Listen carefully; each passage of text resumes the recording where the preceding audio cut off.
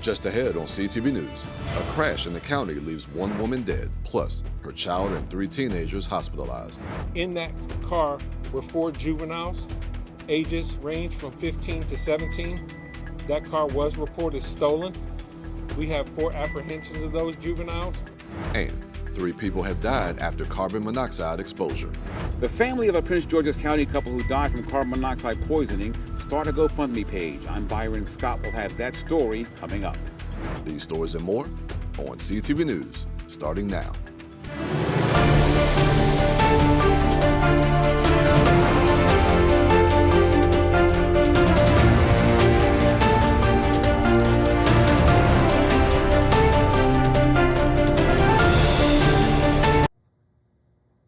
Good evening. This is CTV News for August 27th. I'm Katara Jones. And I'm Jonathan Hunter. Thanks for joining us. The Prince George's County Police Department is continuing to investigate yesterday's fatal crash in Sea Pleasant that claimed the life of one woman and sent one boy to the hospital. We now know the name of the victim. I went to the scene of the crash today and got reaction from people in the community. Things were relatively calm this morning at the intersection of Sheriff Road and Martin Luther King Jr. Highway in Sea Pleasant, but you can still see the remnants of yesterday's deadly crash. On Tuesday around 4 p.m., 14 boys were riding in a stolen car and were traveling northbound on Sheriff Road when they ran a red light and crashed into a car with a woman and boy inside. 35-year-old Shante Canty died.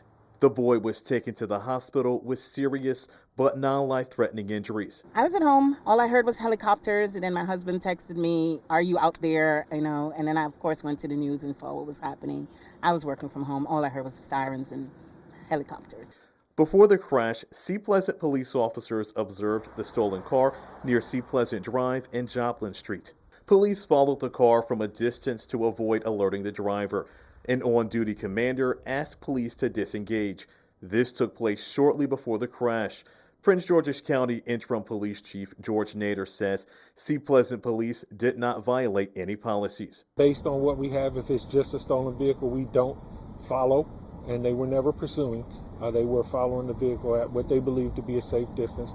But based on the time of day, the traffic, we don't even follow stolen vehicles. We spoke to people today who say the intersection is dangerous, and they tell CTV News they would like to see changes. When the lights aren't really that new and they're hard to view the lights when you come across, so some people might not even tell that it's green or red or even yellow. And I think that could be a reason too here. This intersection's always been a mess, but one day maybe they'll clean it up. I've seen so many people dead at this intersection. It's just ridiculous. Like, I see people flying through trying to make the light. It's because it's such a large intersection and the light changes so quickly. People are often trying to beat it. This is the 4th dead person I've seen on this intersection. 3 of the teens sustained injuries and are currently at the hospital. 1 teen remains in police custody. Police are working with the Prince George's County State's Attorney's Office to determine their charges. We will bring whatever charges are required, whatever violations of the law we see, we will charge for that. And we will seek to hold the persons responsible for this crime. Police located another stolen car not too far from the crash site. We reached out to police to get an update on the status of the boy in the hospital. We are still waiting to hear back. A Largo neighborhood is still reeling tonight following the tragic deaths of a beloved elderly couple last week. As Byron Scott reports, the investigation into the carbon monoxide poisoning continues.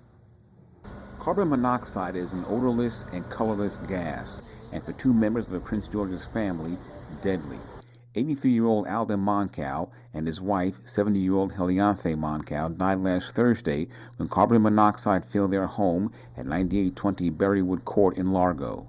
And I looked outside and I saw a hazmat truck. And, Tia White is a neighbor. I think it was a wake-up call for myself. I let a lot of people in my immediate community know to make sure that they have a carbon monoxide tester that's working in their homes.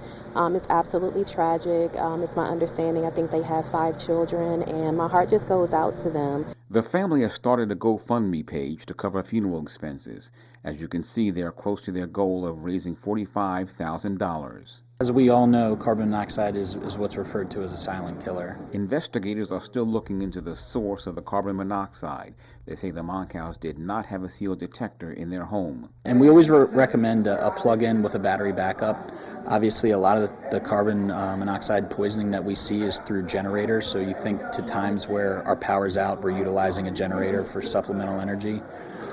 So having that battery backup is important. As for other possible sources of the gas, they include clothes dryers, water heaters, gas stoves, and motor vehicles. For those detectors, we recommend one on every floor, particularly outside of the sleeping areas, and as well as outside of any utility room where your furnace may be located. Officials say detectors should also be placed near the garage door leading to your home, as well as the room above the garage. It's just shocking because nothing happens back here. Byron Scott, CTV News. Thank you, Bai, from that report. Now, since 2014, carbon monoxide detectors have been required in most dwellings in Prince George's if they have a gas heating system, fuel burning appliances, or an attached garage. The fire department gives them out for free. You can get one by calling 311. And the Prince George's County Police Department, along with Office of the Fire Marshal, released this surveillance video of the suspect they say placed a Molotov cocktail-like devices near the Capitol Heights Fire Station earlier this month. The man has not yet been found and arrested, and officials say they believe the suspect was trying to use this device as an intimidation tactic, and it could have caused bodily harm to the first responders there and people in the area. There were 3 devices at this location. From what we've seen, the initial devices were inert. But again, they seem to be progressing. The last device that we had at this location could have been something potentially that would have harmed someone if it was able to be activated. So we definitely want the public to know that we want to ensure that we're protecting our individuals. Chief Magasuba mentioned the schools that are in the area. It's on a public roadway. People walk through here every day. The last thing we want is for somebody to be injured. A reward up to $7,500 being offered for information leading to an arrest and indictment in this case. A back-to-school shocker left many people scrambling in Prince George's County just as classes begin. Excel Academy Public Charter in Fort Washington closed its doors just days before the school year, forcing hundreds of students to be reassigned at the last minute. PGCPS says every child has been placed, with some returning to neighborhood schools and others shifting into new charter options.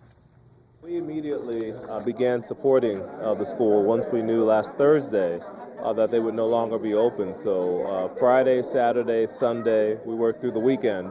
We made sure all of the students had a place to go today. So all 480 students were placed in their neighborhood schools. And then yesterday we ran a lottery for students. So we know 150 of those students will be going back to charter schools, and there are about 80 that would like to go to another charter, and we're working on that. But they all had a place at their home school, and we're moving forward as a district. But we'll continue to follow up with those families even after they're placed, because it's important for us to make sure that the families are settled. And the district says it will continue working this week to finalize those remaining placements, promising that no student will be left without a classroom. Maryland students showed modest gains in math and English this spring. This is according to the latest MCAT test scores. Just over half were proficient in English, up slightly from last year, while math rose to 26.5%. State officials credit the science of reading curriculum for language arts gains, but achievement gaps persist, especially among Black and Latino students. 8th grade science saw the widest disparities. Education leaders say progress is happening, but more support and targeted strategies are needed to close the gaps and boost outcomes statewide. You're watching CTV News. I'm Katara Jones. And I'm Jonathan Hunter. Still to come, school is in session, and with post-COVID learning gaps, staffing challenges, and a new interim superintendent, there's a lot going on with the county school system. That's right. After the break, CTV's Michaela Newton sits down with teachers to discuss their plans and expectations for the upcoming school year. Stay with us.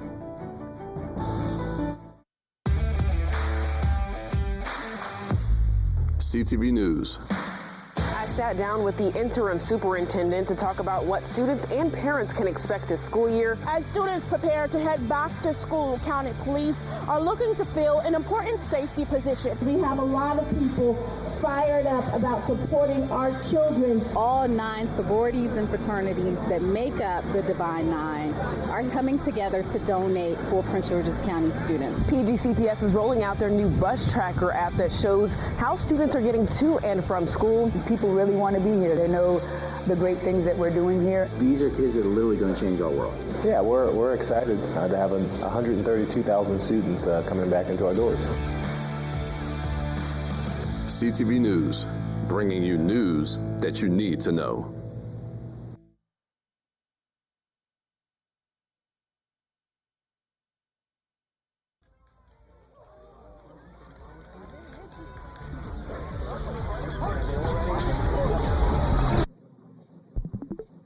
I wish people knew that when you live in a small town like mine, it's much harder to find friends with common interests, especially ones my age. I often feel really alone. Same here. Seems like every time we finally settle somewhere, I have to pack up and move again. By the time I make a friend, a real friend, I have to say goodbye to them. I totally get it. I live in a big city, but it can feel just as lonely. It's tough, but it gets easier. Honestly, I totally get what you're going through. It's nice to know that you feel the same. You enjoyed my story. I really enjoyed your story as well.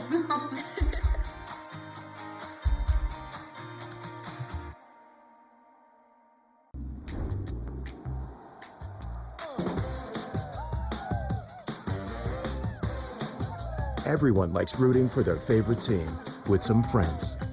But if you plan on drinking, don't drive.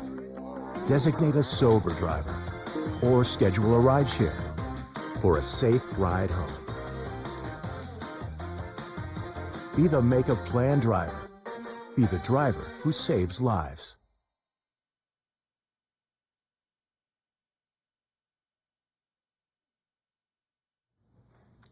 Today, we're diving into the heart of the classroom experience just one day after the new school year has officially begun. Whether you're a seasoned educator or just stepping into your first year of teaching, that first day always brings a mix of excitement, nerves, and a whole lot of last-minute adjustments. And who better to unpack all of that with other than the ones who have lived it. Joining me today are some teachers from Prince George's County Public Schools, along with a school psychologist who've generously carved out their time to share their fresh impressions, hopes for the school year, and the current climate of public school education.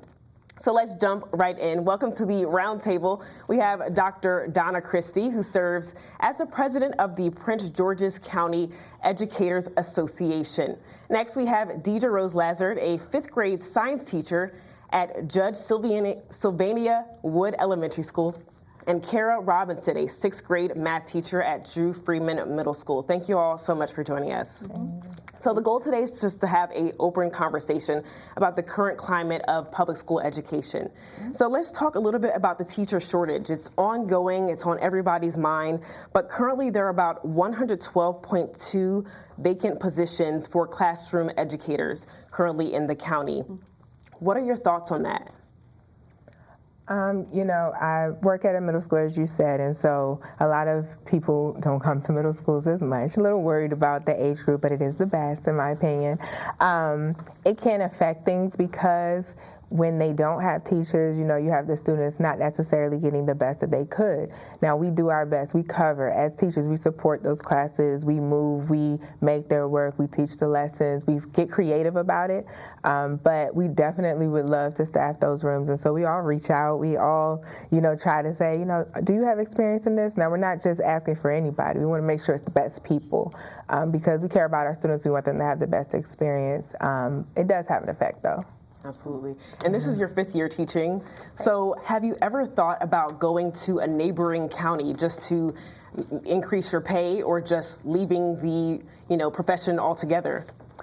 Well, I was a former military spouse, and I've been to many different states. I'm originally from Los Angeles, California, so I've been to, different places. I've been to Florida teaching.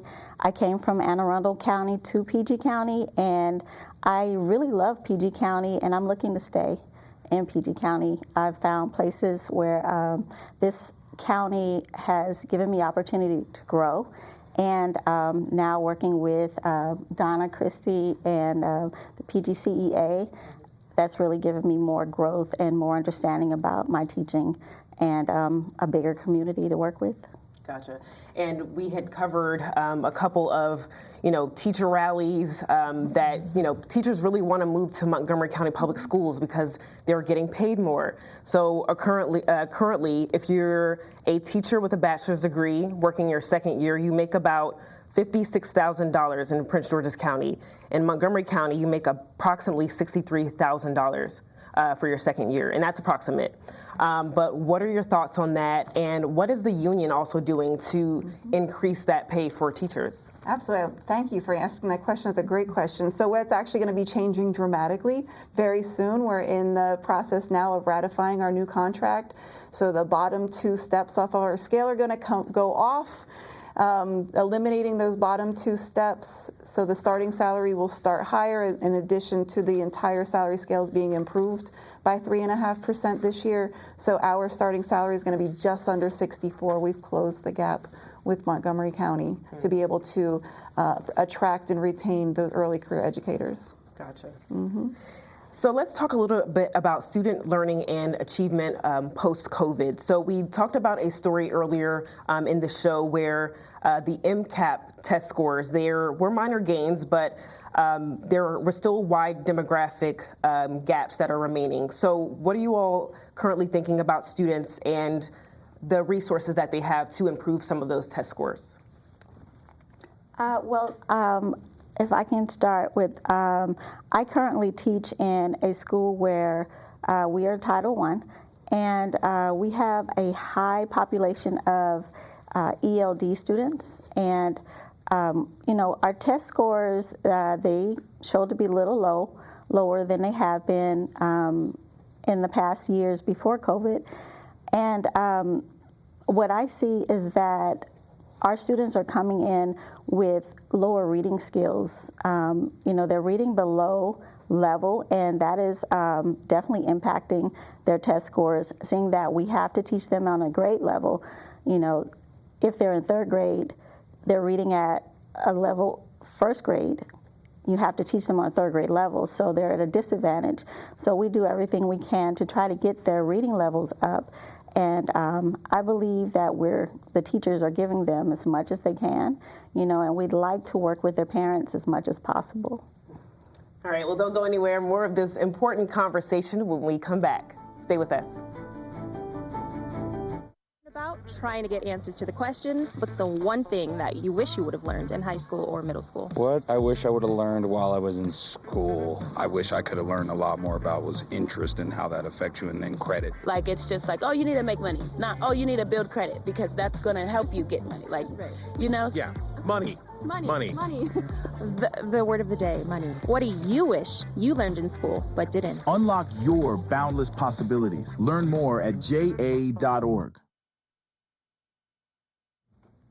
Welcome back. If you're just tuning in, I'm joined by Dr. Donna Christie, Deidre Lazard, and Kara Robinson, teachers from Prince George's County Public Schools, along with the president of the Prince George's County Teachers Association. So we're discussing the current climate of public education here in the county and expectations for the new school year. So let's jump right back into the conversation.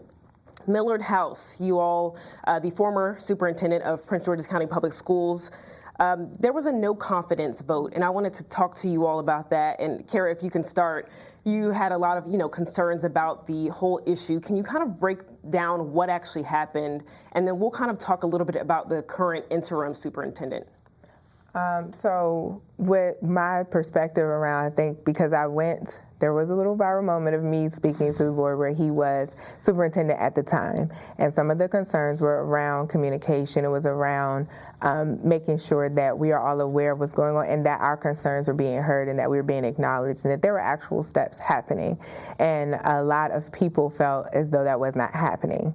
And so when it was brought up and it was discussed about how do we feel, that's the way it turned out, that there was a vote of no confidence. But I think all of us do everything that we think is best for our students. And so anytime a teacher is fighting for anything, we're fighting for our students. It's not just about us. So when we bring things, it's about our students. So the fight wasn't about him, it was about the whole system and the process of we're telling you something about what our students need. And so we have to do what we have to do to get our students what they need. And so that's kind of the way it went. But I'm happy that it shows that we fight for what we believe in and we're willing to go to the table, we're willing to have a conversation, but if it's not reciprocated, we have to stand up for our kids because nobody else is there to do it for them. And what was the fight actually about? So what were you fighting for the students to get?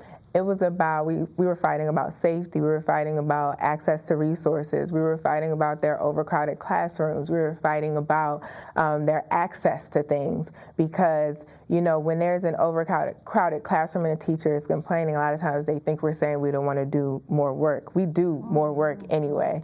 So I worked all summer, I was never off, right? So, and I mean my own work that I created for myself. So it's like, when we're fighting, it's because how can that student get as much attention as they need if there's 42 of them, if there's 38 of them, if you have that many? And then like we were speaking about earlier, there was an effect of COVID. And so they needed additional attention and we needed the resources, we needed the help, we needed to talk about these things, and that wasn't being mentioned. If we understand students having different concerns and needs, but there's other students in the room and trying to make sure that every student had the same right. And so those are some of the things that we were, fighting about. Absolutely. So now let's talk about the current interim superintendent. I had an interview with him recently and I asked him, do you plan on, staying in this position full time? So his reaction to that question was, he's going to wait it out and do what he can for now and see what happens. So what is your reaction to him currently in this role? Are you liking what he's doing? Are you liking the job that he's done so far? Yeah, so I'll go in on that because I have the most interaction with him, which has been already a shift and a change from the previous administration. Very first time we met, already had his cell phone number, able to text him, call him anytime with any issues. With the previous administration, I didn't have a phone number for over 6 months. Right, so right there sent a different, and the tone has already been set. If you're making a decision about educators, call the union, talk to the educators first before you make any decisions. Bring them in to the decision making and the problem solving right from the beginning. And so that way you have more buy-in and then we can all work together towards solving the problems. So currently, let's talk a little bit about policies that are in place right now in the DC metro area. A lot of schools are adopting cell phone bans, and there's currently a policy in place for Prince George's County Public Schools. But as we all know, sometimes those policies aren't followed. What is your current reaction to, having a cell phone ban? Do you think that would be effective? As a middle school teacher, I don't like the cell phones. I hate them. So anything that removes them from my classroom, I am in support of. Not because I'm anti-technology, just because I want them to interact with one another. I want them to talk with each other in person. And unfortunately, also in the the phones give them access to things that they don't need to have access to when we're at school. So, you know, I understand the concern, though. I understand there's a lot of things going on. It makes parents feel more comfortable for their students to have them, for their children to have them. So I definitely understand that. But from my teacher perspective, if they could not come in my room, I would support it if there was no phones in my room. And do you agree? I agree, because even the littles have the phones at our school. You know, they have phones and they want to be on the phones. They want to play with them on the recess. And like Kara said, they don't need them. They don't need the access to things that don't concern them and that, you know, they get access to too early in life. So parents can definitely call the school and get in touch with their student. If there is an emergency, we know how to contact the parents. All right. Well, thank you, ladies, so much for joining us today. A very important conversation we're having. And again, thanks so much for coming in. I wish you all continued success this school year. All right, don't move. Simon Buggs has our Wednesday sports page.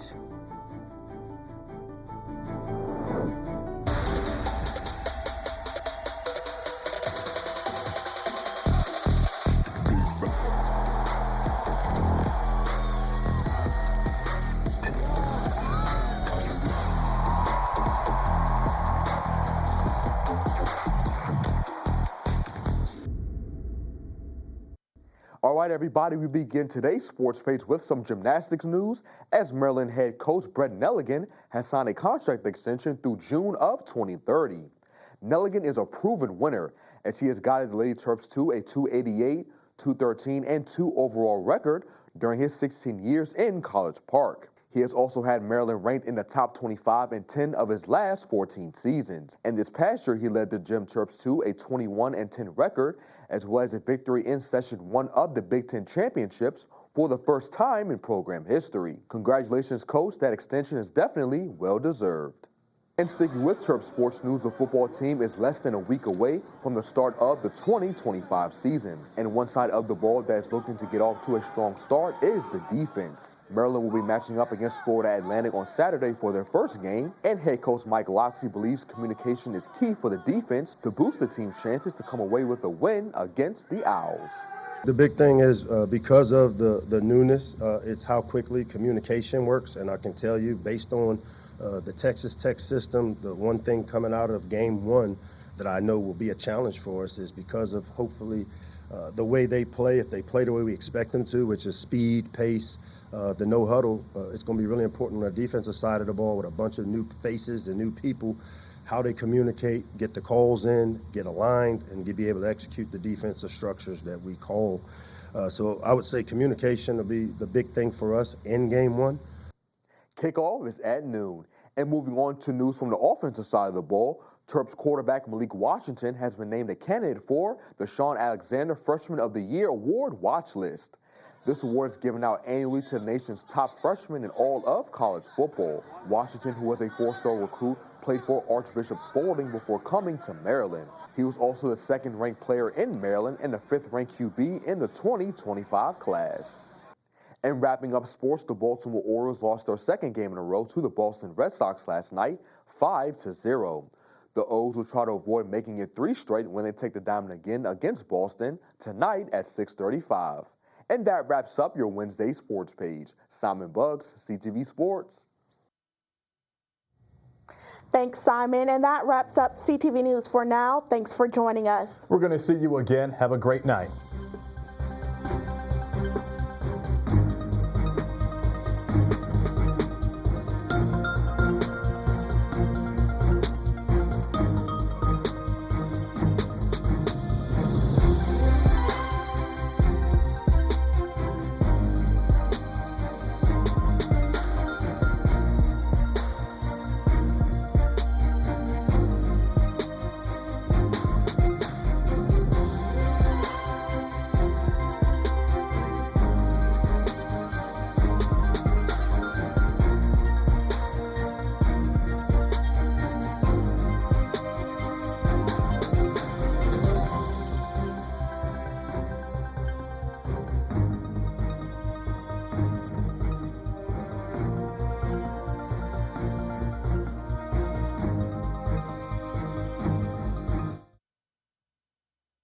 We gotta set ourselves up. See, retirement is the long game. We can't play about our future or our finances.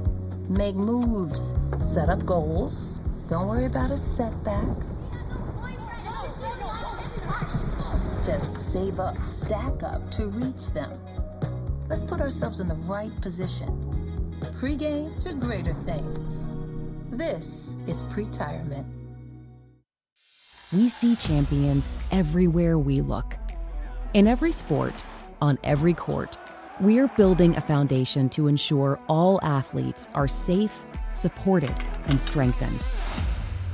At the U.S. Center for Safe Sport, we're shifting sport culture because every athlete deserves to compete free from abuse.